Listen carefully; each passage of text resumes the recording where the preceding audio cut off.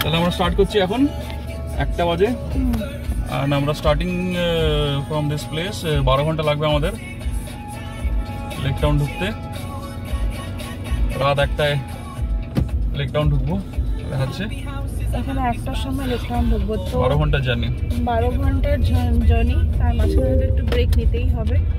আর এখন এক্স্যাক্ট 1টা বাজে, দুপুর 1টা। তো 1টার সময় বেরোচ্ছি। আর মাঝে টার্ন রাইট হল্ট করব, যখন হল্ট করব তখন জানিয়ে দেবো। চল, বাই বাই। আমরা এখন চিল্কা লেকের দিকে যাচ্ছি। আর এখন রেলওয়ে ক্রসিং নিয়ে দাঁড়িয়ে আছি। One of the view points যেটা হচ্ছে রাম্বা ভিউ পয়েন্ট চিল্কা লেকে, তো সেখানে যাওয়ার জন্য এখন রেলওয়ে ক্রসিং নিয়ে দাঁড়িয়ে আছি। কিছুটা এগিয়ে থাকবে।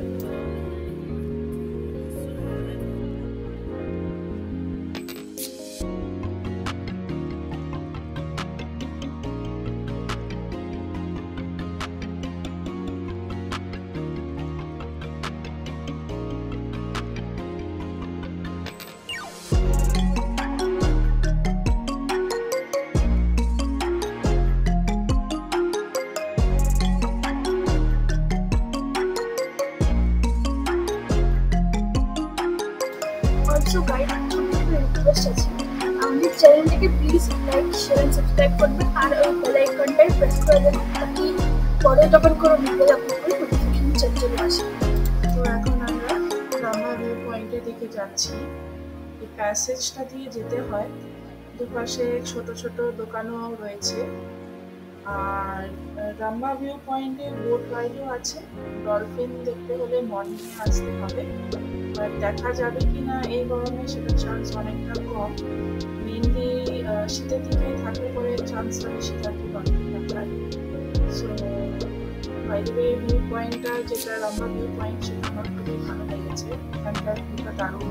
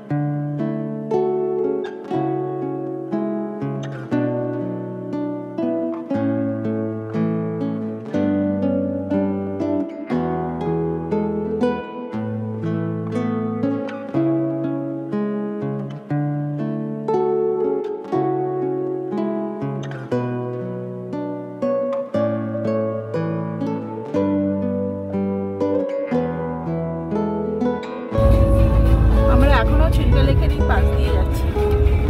এই যে ম্যাপে দেখা যাচ্ছে, এখানটা হচ্ছে চিল্কা লেক।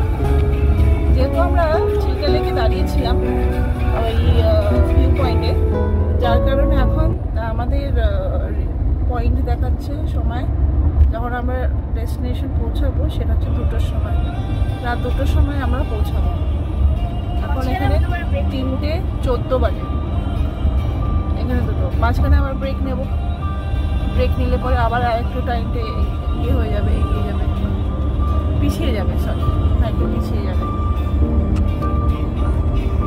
অনেকটা আছে চিল্কা লেক,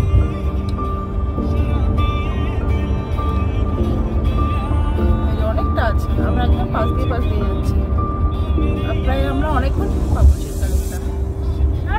আমরা ওইদিকে যাবো, চিল্কা লেক তোমরা এদিকে, আমরা ওইদিকে। আমরা কোন দিকে যাবো? হ্যাঁ আমরা এদিকে যাচ্ছি, বাট পাশে অনেকক্ষণ পাবো পাশে। না পাবো না, হ্যাঁ এখনো তো পাচ্ছি। এখানে কি হচ্ছে রাস্তায়? Election camp. আচ্ছা এখানে ইলেকশন ক্যাম্প হচ্ছে একটা, এখানে ভিড়।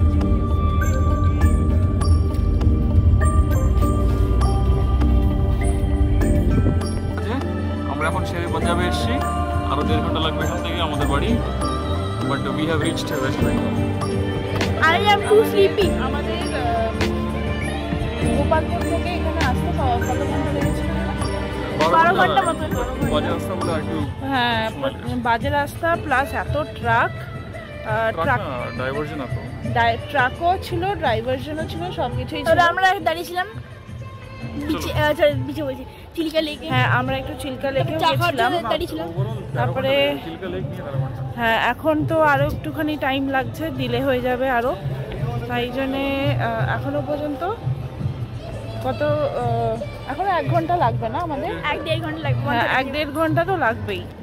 তো এখন 45 মিনিটস তো এখানেই খেতে চলে যাবে, অর্ডার করতে খেতে, আর তারপরে পৌঁছাতে এখনো।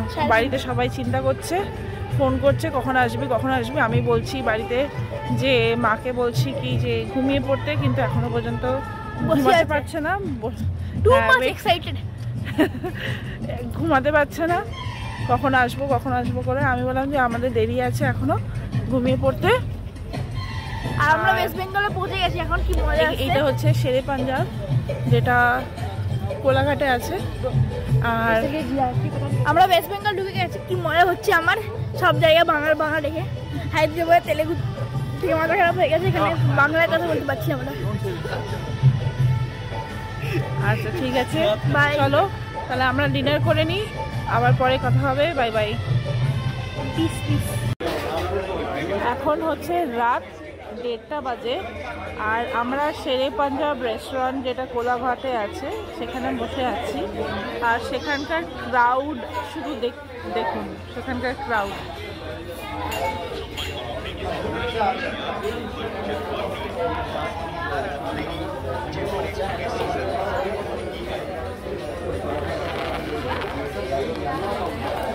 এটা তো শুধু রেস্টুরেন্টের ভেতরকার ক্রাউড, বাইরে মানে বাইরেও লোক পুরো একেবারে ক্রাউডেড একেবারে। মানে এমনও আছে যে লোকদেরকে এসে ওয়েট করতে হচ্ছে, আর মানে সিট নেওয়ার জন্য ওয়েট করতে হচ্ছে, সিট বুক করার জন্য, এরকমও আছে। ওখানে অনেক বাইরে চেয়ার্স আছে যেখানে লোকদেরকে বসে ওয়েট করতে হচ্ছে। আর এখন হচ্ছে রাত 1:30 বাজে। Quite good experience. আমরা এখন শেরে পাঞ্জাবে আছি, আর রাত 12:30টার সময় মাটন, চিকেন। এটা হচ্ছে রাত 12:30টার সময় আমরা এখন পোলাও খাচ্ছি। মাটন আছে, চিকেন বাটার মশলা আছে, এটা মাটন কষা, এটা ভেজ পোলাও, এটা আচার দিয়েছে সাথে কমপ্লিমেন্টারি, এটা গ্রিন স্যালাড দিয়েছে। এখানে এটা হচ্ছে গার্লিক নান, গার্লিক নান, আর এটা হচ্ছে বাটার রুটি, বাটার সবজি মশলা, এটা বাটার তন্দুরি। অনুগ্রহ করে লোভ দেবেন না, এবার রাখ। আর সাথে একটু ডিসকা নিয়ে নিয়েছি হজম করার জন্য। ওকে, থ্যাংক ইউ। এইটা হচ্ছে আমাদের এখন ডিনার, এতক্ষণ পরে, এতক্ষণ জার্নির পরে। তো এখানে যখন এই ট্রাভেল করবে তো শেরে পাঞ্জাবটা আমি বলবো প্রেফারেবল আছে, আর খাবারও ভালো দেয়। তো you can come and try. Thank you. So এখন আমাদের ডিনার হয়ে গেছে, এখন আমরা বাড়ি থেকে রওনা দিচ্ছি, আর ডেস্টিনেশন হোম। কোলাঘাট থেকে আমাদের বাড়ি অলমোস্ট 1.5 ঘন্টা লাগবে, তো 3টে সাড়ে 3টের মধ্যে আমরা পৌঁছে যাব। তো চলো আমাদের ভিডিওটা এখানেই আমরা এন্ড করছি। আমাদের ব্লগটা ভালো লাগলে definitely like, share and subscribe করবেন। Thank you so much, guys. Bye bye.